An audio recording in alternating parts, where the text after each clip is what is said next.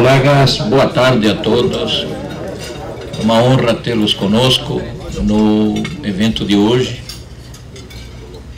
Agradeço inicialmente ao senhor ministro da Indústria, Comércio Exterior e Serviços, Marcos Pereira, que muito gentilmente atendeu o nosso convite e está hoje aqui nos honrando com sua presença e com certeza nos dará informações extremamente relevantes sobre o trabalho que ele tem desempenhado no Ministério. Mas, ministro,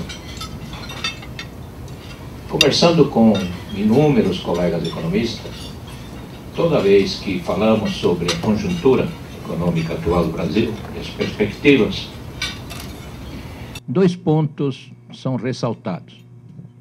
O primeiro é que, depois de muitas décadas, não temos nenhum problema com relação à taxa de inflação. Ao contrário, a taxa de inflação esse ano, segundo alguns colegas mais otimistas, talvez chegue a 2,5%. Foi o que o nosso colega Heron do Carmo, ontem, numa palestra, nos disse. Na mediana das informações do relatório Focus, está um pouquinho abaixo de 3%. Esse é um ponto extremamente importante, mas não é esse o ponto que queria ressaltar. Pois o segundo ponto, a meu ver, é mais relevante ainda, pois desde já alguns anos para cá, estamos com um setor externo extremamente pujante, com uma balança comercial que este ano, aí o senhor vai me corrigir pelas suas previsões, mas alguns colegas apontam para algo próximo de 70 bilhões de dólares que poderá fechar. A conta de transações correntes, que sempre foi e sempre será negativa para um país emergente, ela está praticamente com 15 bilhões na previsão do mercado. Ora, se a previsão de ingresso de capital estrangeiro direto se situa em 75 bilhões, estamos com um setor externo indo, eu diria, maravilhosamente bem. É claro, com as restrições que temos, pois ainda não saímos totalmente dessa gravíssima recessão pela qual nós estamos passando. Então, eu, em nome da Ordem dos Economistas do Brasil, o parabenizo pelo excelente trabalho que o senhor tem com a sua equipe, desempenhado no Ministério da Indústria, Comércio Exterior e Serviços.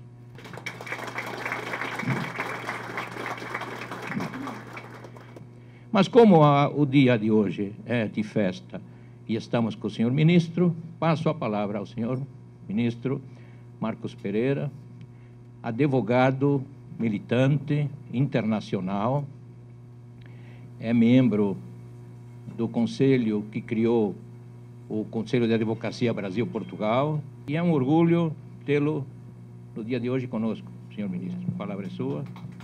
Muito obrigado.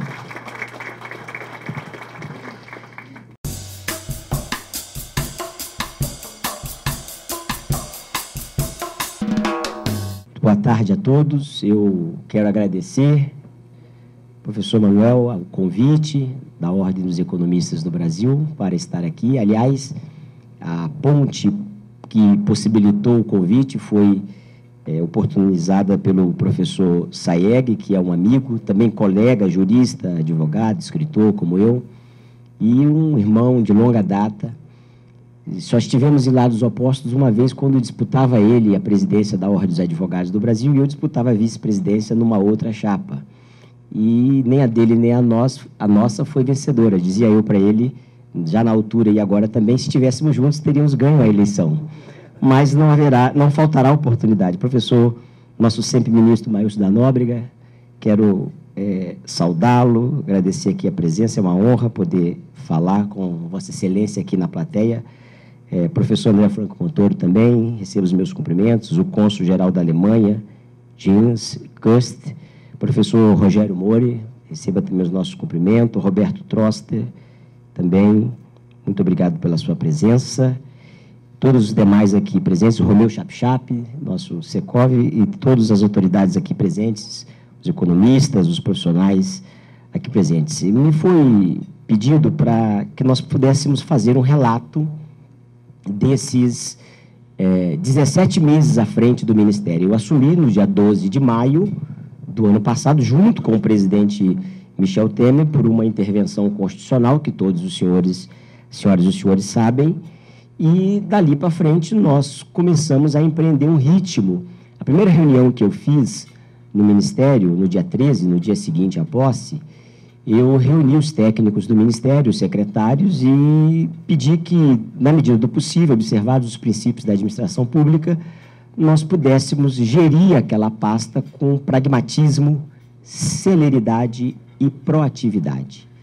Passados-se aí 17 meses, temos muito a entregar, muito a apresentar e algo também por ser entregue nesses próximos 3 meses do ano, esse último trimestre do ano. Algumas nós vamos mencionar aqui e outras nós vamos falar ao longo da passagem dos slides. O Brasil de hoje é diferente do Brasil que nós recebemos há 17 meses atrás. Aliás, eu dizia anteontem, lá no Palácio do Planalto, numa solenidade de celebração do Dia da Micro e Pequena Empresa, que foi ontem, mas a solenidade foi anteontem, por questão de uma viagem do presidente, eu dizia que o Brasil que nós pegamos, que nós assumimos em 12 de maio de 2016, ele estava, e eu não tenho medo de errar em afirmar isso, ele estava à beira do abismo. E se a intervenção constitucional que ocorreu não tivesse ocorrido, talvez estaríamos hoje já dentro do profundo abismo, nas questões econômicas e nas questões também políticas.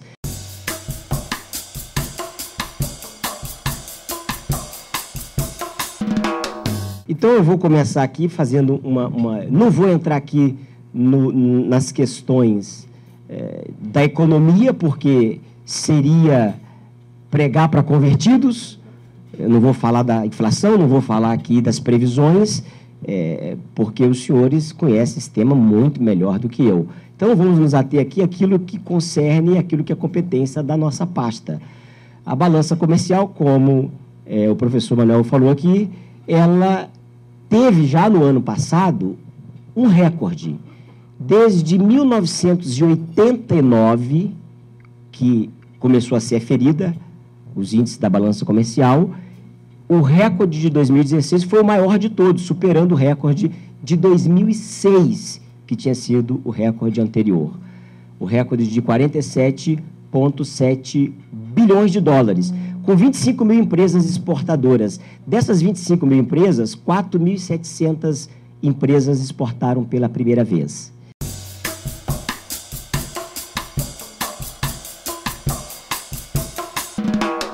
Neste ano de 2017, nós verificamos um cenário completamente oposto.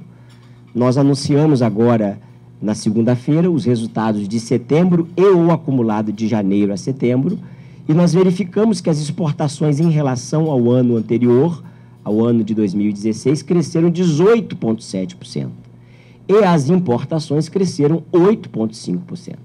Verificamos que o superávit do ano de 2016 se deu muito por conta de uma queda muito grande nas importações. E o superávit de 2017 verifica uma real retomada do comércio exterior brasileiro.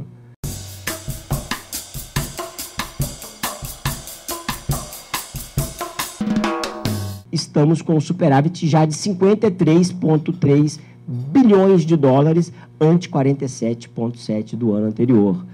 E com previsão de 60, eu diria, e nós já estamos revisando essa previsão, para algo entre 60 e 65 bilhões de dólares. Alguns mais otimistas falam em 70, mas nós preferimos prever que deverá ficar acima dos 60, seguramente, entre 60 e 65 bilhões de dólares.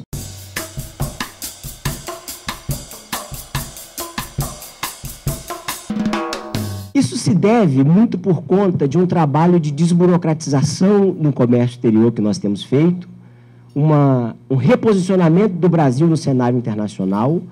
Eu estive pessoalmente em 14 países e eu coloco isso e vou explicar por que a importância e a relevância disso.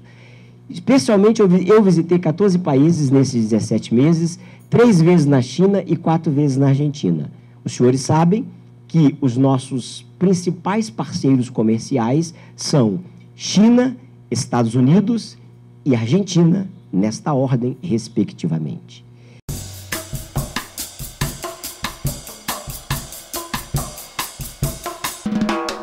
Concluímos o diálogo exploratório com o EFTA, a região do EFTA e a Coreia do Sul, e já estamos com o EFTA no movimento de negociações para livre comércio. Com a Coreia do Sul ainda estamos no momento de obter o mandato dos 4 países do Mercosul para iniciar a negociação. São temas que são demandas da Confederação Nacional da Indústria e são demandas do setor produtivo, da Confederação Nacional da Agricultura também, porque são mercados que nós seguramente poderá impactar muito a economia brasileira.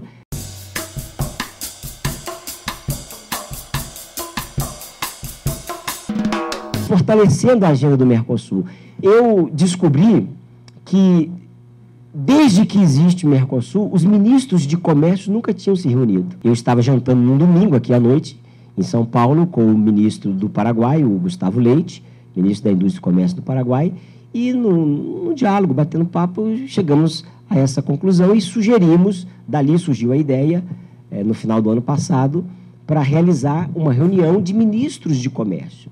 E nós, então, realizamos a primeira reunião em abril, em Buenos Aires, em Buenos Aires, e em julho, a segunda reunião em Mendonça. O Brasil agora tem a presidência pro tempore nesse semestre do Mercosul. Realizamos a terceira reunião aqui em São Paulo há 15, 20 dias atrás, e já temos uma reunião pré-agendada para dezembro. O calendário acordado entre os 4 ministros dos 4 países será trimestral a reunião. De maneira que, nessa reunião, nós estamos falando muito em facilitação de comércio, nós estamos falando em desburocratização, nós estamos tentando reenergizar e desburocratizar o Mercosul. Vejam, as senhoras e os senhores, eu recebia recentemente o presidente de uma montadora multinacional que me dizia que um determinado veículo produzido aqui para o mercado brasileiro e que é exportado para a Argentina, 50% da exportação do setor automotivo brasileiro é para a Argentina. E ele me dizia que o mesmo veículo não é o mesmo veículo, só tem o mesmo nome, porque existem mais de 200 itens por questões regulatórias que são diferentes.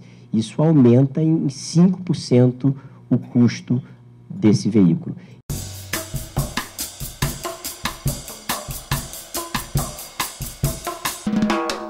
No cenário da indústria, propriamente dito, nós temos que buscar tornar a nossa indústria mais competitiva. O Brasil, nós acostumamos muito, os senhores sabem bem, o que nós chamamos de preço Brasil, o que nós chamamos de custo Brasil. O custo Brasil tira a competitividade das nossas empresas.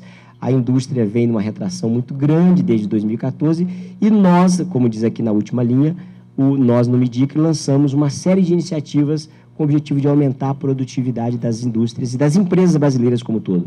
Não obstante o nome do Ministério seja o Ministério da Indústria, Comércio Exterior e Serviços, eu digo que é o Ministério do Setor Produtivo.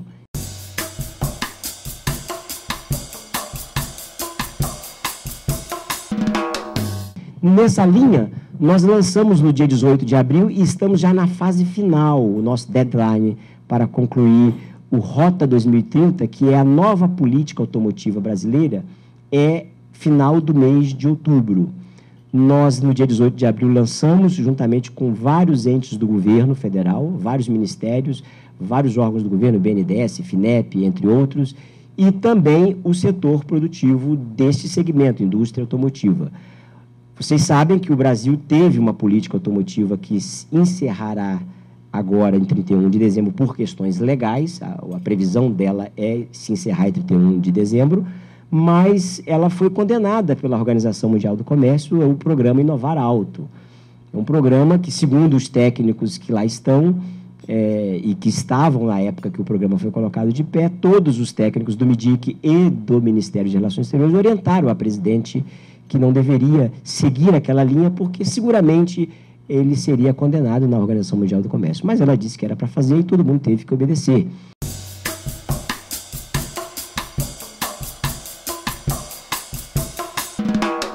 Nós também modernizamos o programa de estímulo à competitividade da cadeia produtiva ao desenvolvimento e ao aprimoramento do fornecedor do setor de petróleo e gás, e facilitamos também a regra de conteúdo local. A regra de conteúdo local estava muito engessada, havia alguns segmentos em que exigia-se 90% de conteúdo local, e isso tirava a atração para pode deixar no trio, por favor. Tirava a atração para os leilões. Então, nós estamos numa expectativa muito boa de que os leilões que ocorrerão agora no pré-sal e em outros segmentos na área de petróleo e gás vão ser mais atrativos, porque nós simplificamos e reduzimos substancialmente as exigências de conteúdo local. A política mais protecionista do governo anterior e uma política mais liberal do governo atual.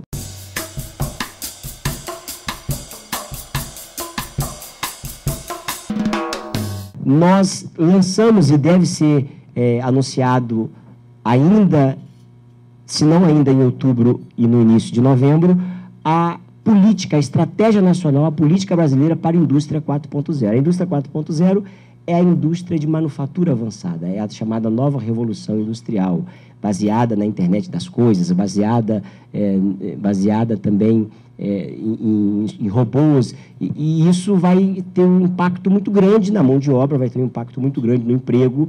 Aliás, existe um estudo do Fórum Econômico Mundial que diz que daqui a 25 anos, 60% das profissões que existem hoje não existirão mais.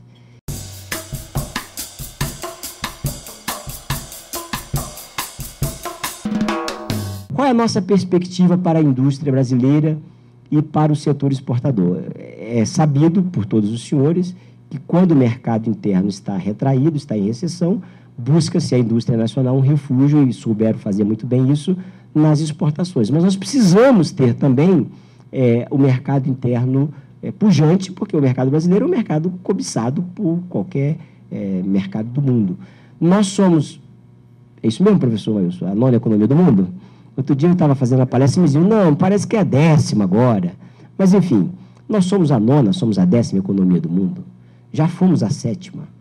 E somos apenas o 25º país em termos de exportação e importação. Dos top 10, o Brasil é o único, das 10 maiores economias do mundo, o Brasil é o único que não está entre os 10 em comércio exterior. Isso mostra o fechamento do país e o protecionismo. Daí, eu volto ao início, a reinserção do Brasil no cenário internacional e a importância da celebração desses acordos que nós estamos buscando celebrar com o México, com a Aliança do Pacífico, com a Europa, com a EFTA. Estamos tentando ampliar também o acordo do Mercosul com a Índia. São temas que são espinhosos, mas que são necessários para que a gente possa avançar.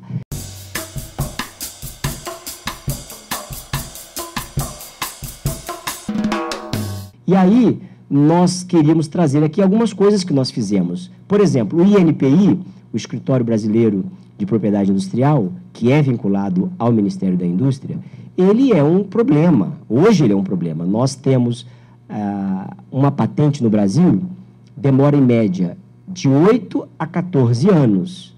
Na média, 10 anos para ser concedida. Eu costumo dizer que o iPhone, que completou agora, que está completando 10 anos, se dependesse do INPI brasileiro, nós não teríamos iPhone. Eu digo iPhone porque eu sou usuário do iPhone.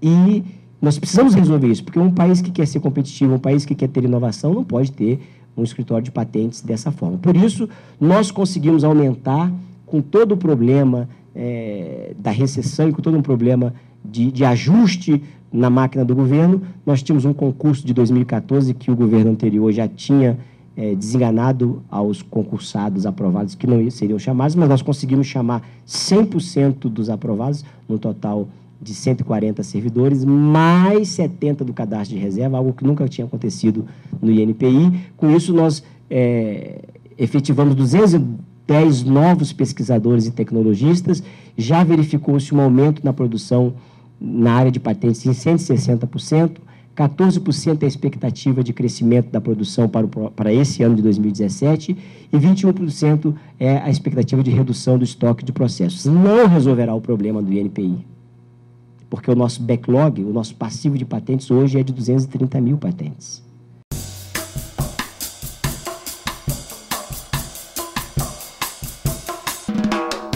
No âmbito da ABDI, como eu dizia, a ABDI, a Agência Brasileira de Desenvolvimento Industrial, nós lançamos um programa e estamos investindo 50 milhões de reais em 3 anos para inovação na indústria nacional. É o programa chamado Startup Indústria, ele está plenamente já em funcionamento. Tivemos, inclusive, um seminário aqui em São Paulo semana passada, com mais de 900 pessoas, e tem sido considerado pela Fiesp, pela CNI e por outros, um sucesso. Essa agência, poucos conhecem. Ela também faz parte do Sistema S, o orçamento dela vem também do Sistema S, e quando nós recebemos o Ministério, em 12 de maio do ano passado, 68% do orçamento, que não é muito, 80 milhões de reais por ano, ele vinha sendo gasto com pessoal, com funcionários. Eu vou tomar a liberdade de dizer aqui, era um empreguismo realmente, era um cabide de emprego do partido que estava no governo. Só para que os senhores lembrem, o presidente, quando eu assumi a BDI, estava sem presidente, estava um presidente interino, porque o presidente que estava à frente da agência é aquele que virou ministro do turismo, lembram? O marido da ex-Miss Bumbum. Então, nós encontramos lá parentes de todos, e da ex-Miss Bumbum e de todos, com salários altíssimos. Nós reduzimos os gastos com mão de obra, com funcionários, porque é uma agência que não precisa ser concursado. Então, tem mais facilidade de contratação. E os salários são altos. O salário do presidente da agência é maior do que o salário do presidente da República e dos ministros do Supremo.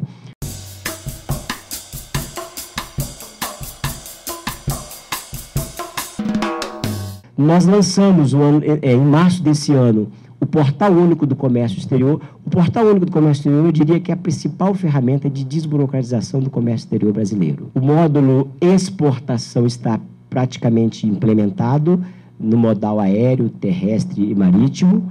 Nós estamos reduzindo de 13 para 8 dias o prazo médio de exportação e vamos reduzir com a implementação do módulo importação, que será concluído ao longo do ano que vem, de 17 para 10 dias o prazo de importação, enquadrando o Brasil nos padrões dos países da OCDE, que hoje não está enquadrado. Vale ressaltar que existe um estudo da Fundação Getúlio Vargas, de 2013, que diz que com a total implementação desse portal, os operadores de comércio exterior no Brasil vão economizar algo em torno de 23 bilhões de dólares, o que poderá ser investido e reinvestido na atividade fim desses operadores.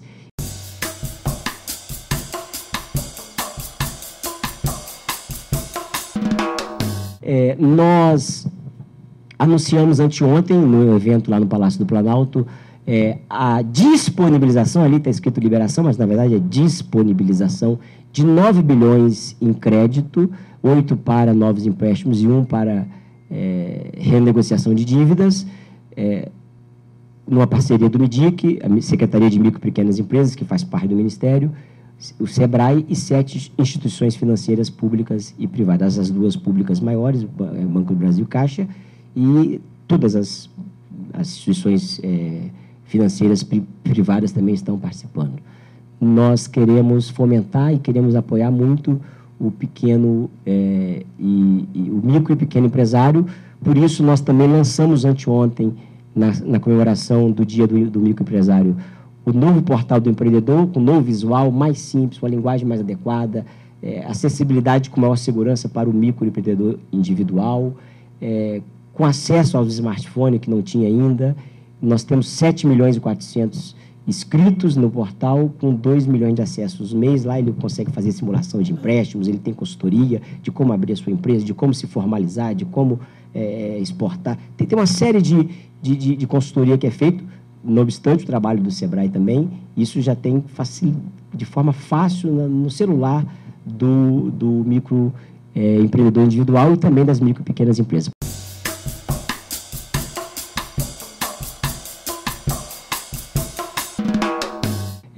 Nós modernizamos, conseguimos finalmente, penso eu, e aí eu falo como advogado, como um executivo de empresa que fui, como uma pessoa do setor privado que julgo ser, porque continuo com o meu escritório de advocacia, volto para ele assim que terminar o meu trabalho lá no Ministério, eu acho que a modernização da legislação trabalhista é importante, foi aprovada, foi sancionada pelo presidente, mas nós poderíamos ter avançado um pouco mais. O Brasil poderia ter avançado um pouco mais. Mas o debate ficou muito contaminado por inverdades que foram trazidas pela oposição, pelo governo anterior, mas acho que foi um avanço. É considerado um grande avanço se nós conseguirmos efetivamente aplicar a modernização da legislação trabalhista que foi aprovada pelo Congresso Nacional e sancionada pelo presidente. Nós vamos subir só com a modernização trabalhista 2 pontos no ranking do Doing Business do Banco Mundial. Os senhores sabem que o Brasil ocupa a 126ª posição no Doing Business, atrás de países que têm muito menos pujança e competitividade e capacidade do que o Brasil, por conta desses temas, a burocracia, a legislação tributária confusa, e aí eu diria que, eu colocaria aqui, antes de passar para falar da reforma tributária, a trabalhista, que é o que foi feito e é o que deu para ser feito, acho que poderíamos ter feito um pouco mais, seria muito melhor para o país se tivéssemos feito mais, mas foi o que foi possível fazer. Agora, nós estamos correndo o risco dos tribunais regionais de trabalho não aplicarem. Eu recebi recentemente um desembargador do Tribunal Regional do Trabalho, de um dos 24 tribunais aí do Brasil, não vou pedir licença para não dizer qual, que estava numa lista tríplice para ministro do Tribunal Superior do Trabalho. Eu recebi, não o conhecia, porque um outro desembargador, que é amigo meu, foi colega de trabalho meu, enquanto ele era advogado, pediu que recebesse. E aí liguei para a Casa Civil e disse, olha, eu estou aqui como candidato a ministro do Tribunal Superior do Trabalho, como está essa lista? E o subchefe de assuntos jurídicos da Casa Civil me disse, ministro, nós estamos divididos, o Tribunal Superior do Trabalho está dividido, literalmente ao meio, se aplica ou não aplica a legislação que nós aprovamos.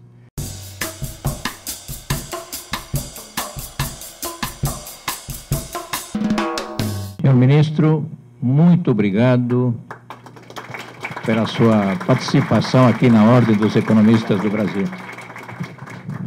Receba este certificado para o senhor colocá-lo já na galeria de outros certificados que certamente o senhor já possui.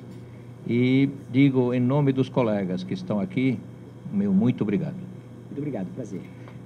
Peço aos componentes da chapa 1 que estão aqui, que venham para tirar foto junto comigo e com o ministro.